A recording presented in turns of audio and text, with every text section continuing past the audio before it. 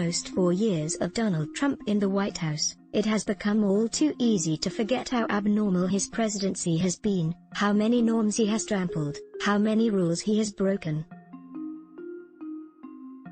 But the final stage of Trump's re-election campaign is bringing all the strands of Trumpism to an unhinged crescendo. In the last 3 weeks, the president has publicly urged Attorney General William Barr to prosecute his Democratic opponent, Joe Biden, and former President Obama for purportedly spying on Trump's 2016 campaign, although no evidence suggests they committed a crime. Advertisement: these people should be indicted, Trump said. That includes Obama, and it includes Biden. Renewed his false claim that Democrats had rigged the presidential election. This will be one of the most fraudulent elections ever, he said. Advertisement warned his followers that if Biden wins, Republicans might never win another election. They want to turn America into communist Cuba, Trump told a rally Monday in Florida. Refuse to commit to a peaceful transfer of power if he loses. We'll have to see, he told reporters. There won't be a transfer, frankly. There'll be a continuation. Advertisement: this is, to put it mildly, not normal. Previous presidents often warned of dire consequences if their opponents were elected, but they didn't accuse their political foes of treason or of trying to end the American way of life. During Watergate, President Nixon pressed the FBI and the Internal Revenue Service to investigate his critics, but he made the demands in secret, presumably because he knew it was wrong. No U.S. president has previously suggested that he might not accept the results of an election.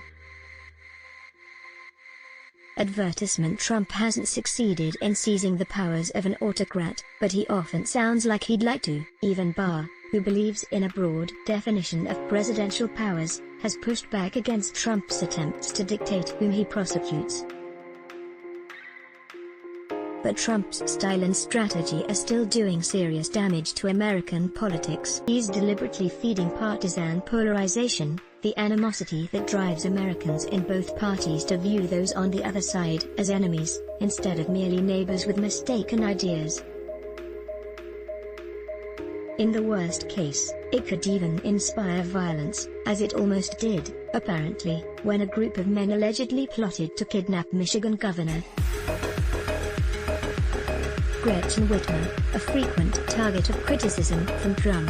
Asked about the incident, the president said vaguely that he opposes violence from both right and left, and added that he thinks Whitmer has done a terrible job. Advertisement: the tendency for Democrats and Republicans to distrust and fear each other, a phenomenon political scientists call affective polarization, took root long before Trump ran for president. In 2016, the Pew Research Center found that 45% of Republicans viewed Democratic policies as a threat to the nation. 41% of Democrats said the same thing about the GOP. A 2019 Pew poll found that 55% of Republicans say Democrats are more immoral than other Americans. 47% of Democrats feel the same way about Republicans. Previous presidents have used polarization as part of re-election strategies, of course. Advertisement: in 2004, President Bush's campaign focused on maximizing Republican turnout and discrediting his Democratic opponent, John F. Kerry. In 2012, Obama focused on the Democratic base and discrediting his opponent, Mitt Romney. But they treated polarization as a necessary evil, not a guiding principle. Trump has made it a centerpiece of his presidency. He has frequently described the nation as divided between well-run Republican red states and poorly run Democratic blue states, and has threatened to withhold federal aid from Democratic governors whose policies he dislikes. Outside of poorly run Democrat states and cities, you don't have crime in this country, he said Monday, an assertion that is wildly untrue.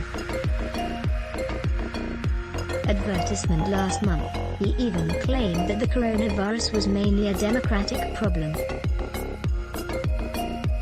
If you take the blue states out, we're really at a very low level, he said. That statement was also wildly untrue.